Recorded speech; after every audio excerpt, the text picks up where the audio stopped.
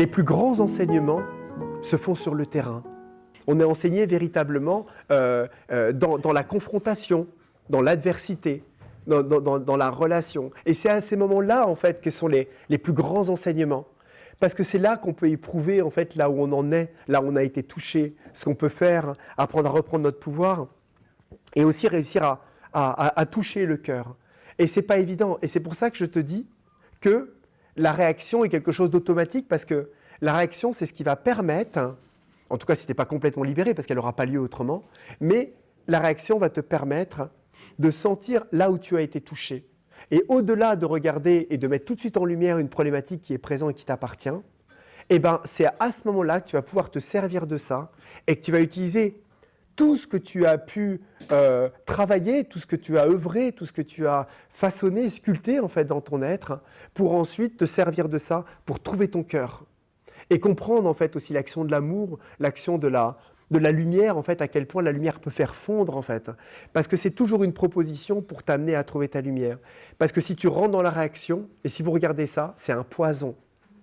Hein, je reprends cet exemple où il y a ça qui réagit. Si vous voyez que vous commencez à réagir, on sent de la contraction, on sent qu'on commence à avoir mal à la tête, on sent un énervement, ça commence à faire tirer de la colère, ça fait tirer toutes les petites qualités néfastes, un petit peu de cynisme, de machin qui va venir et qui va faire du mal en fait, tout simplement, gratuitement, juste pour défendre une cause qui n'a absolument pas besoin d'être défendue, quelle qu'elle soit. Vous voyez ? Et c'est en ça, en fait, que c'est intéressant de se poser la question et de se dire, voilà, en quoi cette situation m'invite à aller dans l'amour ?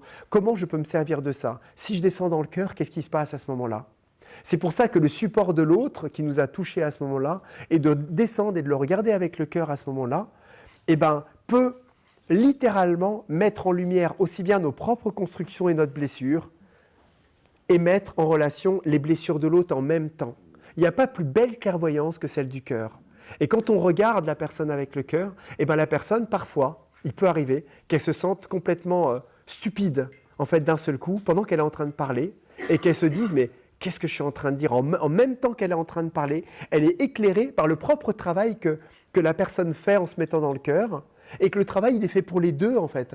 Pendant que la personne est en train de parler, elle sent qu'elle s'épuise, parce qu'il n'y a pas d'accroche, en fait. Et elle sent qu'elle est en train de parler à un espace de lumière dans lequel elle ne voit que ses propres blessures et ses souffrances au moment où elle est en train de parler. Et elle peut d'un seul coup dire, voilà, enfin, je te disais ça, enfin bon, je dis ça comme ça, quoi. En fait, je ne sais pas trop. Mais moi, je ressens, en fait, ça me touche. Mais bon, enfin, je disais ça, enfin, excuse-moi. En fait, voilà, je ne sais pas ce que tu fais, en fait. J'ai juste que, tu sais, hier, en fait, j'ai perdu... Et il y a quelque chose qui peut, d'un seul coup, se mettre en lumière, comme ça.